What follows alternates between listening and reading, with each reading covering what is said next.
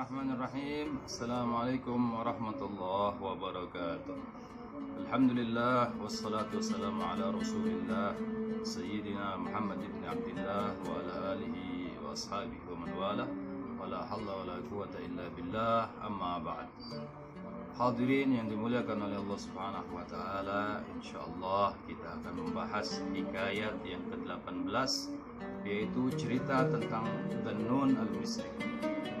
Dikisahkan bahwasannya suatu hari Dhannun al-Misri ingin menangkap ikan bersama putrinya yang kecil. Kemudian dia pergi ke laut dan melemparkan jaringnya di laut.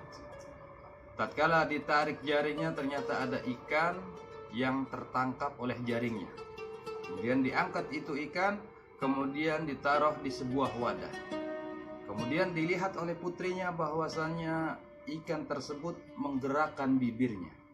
Kemudian diangkat ikan tersebut oleh anaknya dan diceburkan lagi ke laut. Ditanya oleh Dhannun al-Misri, "Wahai anakku, kenapa engkau buang lagi itu ikan ke laut? Engkau telah menghilangkan apa usaha kita?"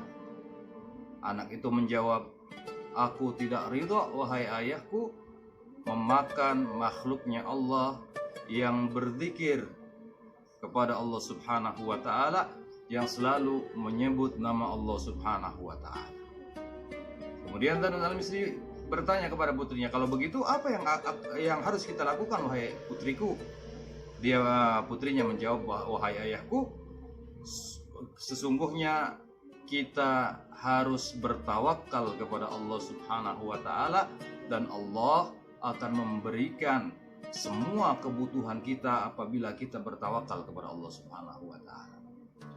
Dhannun al-Misri kemudian mengangkat jaringnya dan pulang ke rumahnya.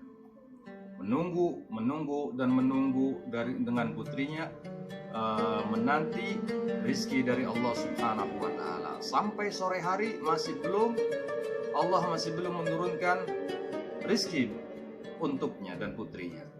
Setelah sholat Isya, baru Allah Subhanahu wa taala menurunkan makanan dari langit khusus untuk Dhannun al-Misri dan juga putrinya. Mereka memakan semuanya sampai kenyang, ya, dan hal tersebut berjalan selama 12 tahun. Setelah 12 tahun, putrinya meninggal, dan Dhannun al-Misri dia merasa bahwasannya Allah menurunkan rizki untuknya tersebut dan putrinya karena kesolehannya, karena sholatnya, karena puasanya, karena ibadahnya kepada Allah Subhanahu wa taala. Akan tetapi apa yang terjadi?